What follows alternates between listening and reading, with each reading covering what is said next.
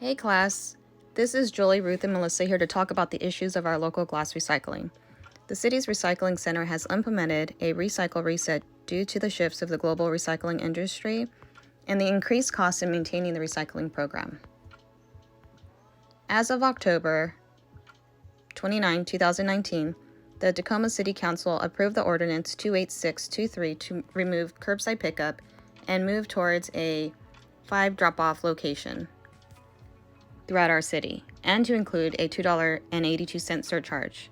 Of the $2.82, $2.32 is going towards the increased marketing, processing, and shipping of the materials to markets, and the 50 cents is going towards education and outreach. The primary reason for this change was customer rate of setting out the glass recyclables for pickup was very low. At a 25% set-out rate, sending 3 to 4 trucks a day to do glass pickup became quickly ineffective in time and resources, to include exposure to broken glass to the pickup crew. Here we are at the Tacoma Recycling Center to find out why the elimination of curbside recycling, how effective the drop-off locations will be if the rate of customers were so low setting their glass outside their homes. Is glass really good? What can glass be recycled into, and what can we do to get the word out to our campus and community in doing our part?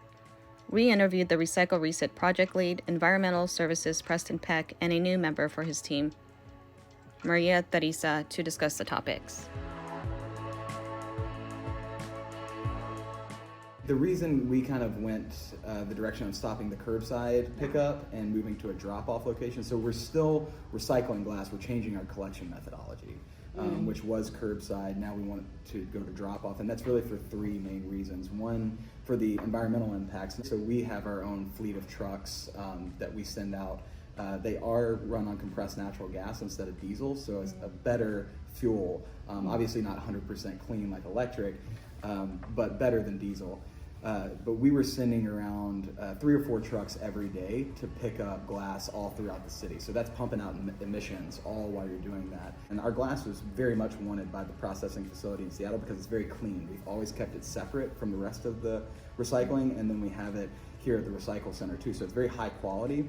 But that being said, even after we got a check back from the glass recycling facility, it was still costing us $460 per ton to recycle glass. And we recycle about 1,600 tons of glass every year. So that we were offsetting or avoiding about 38 tons of carbon through our glass recycling program. And that cost per ton just does not make sense. You can buy carbon offsets for a ton for like $45-50 per ton.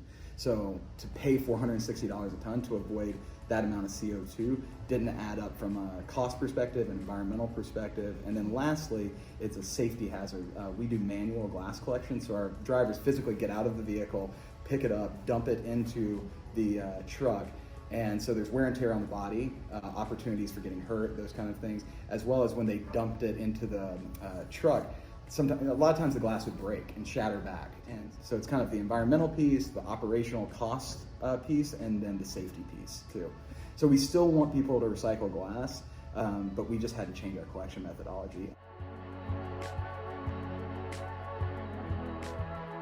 Glass, of the things to go into the trash, is an inert product. It's so far it's natural.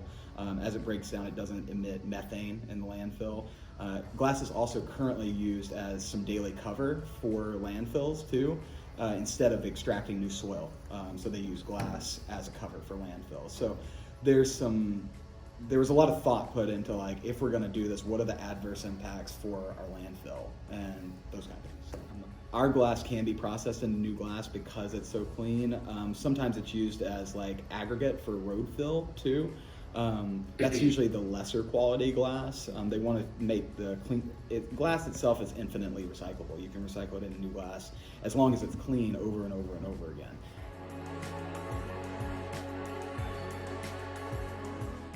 The emotional attachment to glass, and I understand that because it was one of the first things that we really recycled, and there's people that have been doing this for a long time. That's like it's held up as like the ultimate recyclable item. Of course you can recycle glass, and so there's an emotional piece to it too. At the state level, I know there's been a lot of discussion around extended producer responsibility, so making sure that manufacturers are incorporating the cost of their packaging and disposal of their packaging into their operations. That poses some problems for accountability, so far as how do we make sure that that's getting incorporated into their operations and not passed on to the customer. Because right now, the way it's set up, one thing that was really enlightening for me is that customers, people, not just customers of ours, you pay for it twice, right? You pay for the packaging on the front end when you buy the product, and then you pay for it on the back end with your solid waste bill. So you're actually paying for that packaging twice, and the manufacturers are not incorporating that cost into them, so it gets passed on to the consumer. People feel extremely concerned right now about the environmental crisis that we're in, and the impacts long-term to their friends, their family, and they want to do something. Recycling has always been that opportunity to do something and it's very minimal in the barriers. About it, like most of the things that are generating our problems right now are things that were developed for our convenience. So now I feel like, yeah, what Preston said is right. Like, I can do something for the environment, I can recycle, but beyond that, I have the responsibility as well, because I'm the person who's buying all these things to make my life easier. And now, where do they go?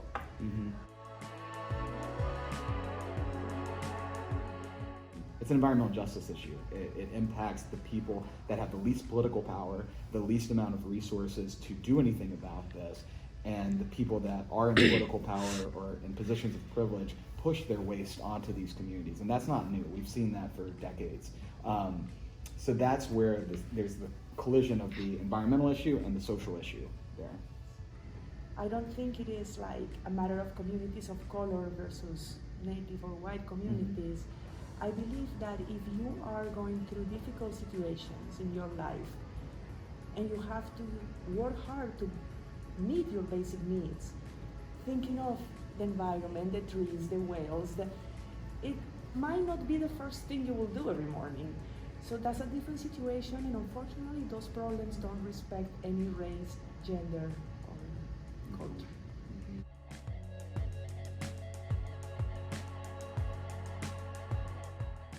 I think that, as Maria Teresa was talking about, there's a lot on people's minds right now, and they spend very little time making that decision. So that's why we have to be as clear as possible and consistent as possible so that people understand that and don't get frustrated with the system. I think there is a lack of knowledge out there, and I think that there's a lot of other pressures competing for people's attention right now. Yeah, maybe a half a second with people spend deciding what goes where, if it goes in the trash or the recycling. So we have to be very clear in our messaging so that people can make that decision and don't contaminate it. Recycling is a local issue, so every jurisdiction may do it slightly different. So be sure and before you put things in the recycling, know who is picking that recycling up and how it's being processed, so that you are consistent for that program. Also, I would say if you do nothing else, make sure that the materials are empty, clean, and dry. It's a market-based system. The better the quality of the materials, the better prices we're going to get, and therefore we can come out of this kind of slump that it's in right now. I feel like a community like yours have a lot of potential to help us with this mission that we have, and is, as Preston was saying, it's a local issue, it's our communities, our city, and you guys will do great if you have the right info and help us spread the word. We see these 3 bins on campus every day, but do we really know which is the correct one to dispose of our items? In the moment, it feels better to recycle, so if we're unsure about an item, we typically toss it in the recycling even if it's an unrecyclable product, such as a wet coffee cup or a greasy pizza box. But in the end, we are just contaminating good recycling. An essential aspect for successful recycling is to be well informed, up to date on recycling policies, and, for example, spending a few extra minutes rinsing out your glass bottle and drying it so that it can be recycled properly.